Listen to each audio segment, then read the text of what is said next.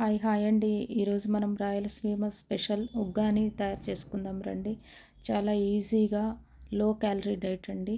ముందుగా మనం ఒక స్టవ్ ఆన్ చేసుకొని కడాయి పెట్టుకొని ఆనియన్స్, క్యారెట్, క్యాప్సికమ్, టమాటో, పచ్చిమిర్చి ఇవన్నీ వేసుకొని బాగా ఫ్రై చేసుకోవాలండి. దానిలో సాల్టు, పసుపు వేసుకొని కాసేపు బాగా ఫ్రై చేసుకోవాలండి.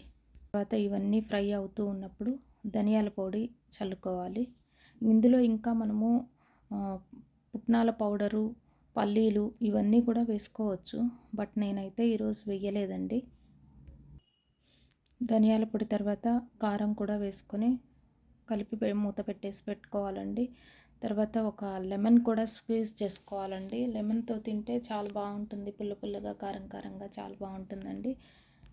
ముందుగా మరమరాలు వాటర్లో వేసి పిండి పక్కకు పెట్టుకున్నానండి రెడీగా.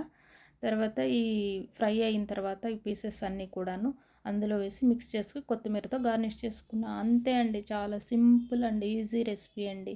ఈ వీడియో కానీ మీకు నచ్చినట్లయితే please do like, share and subscribe అండి. Thank you.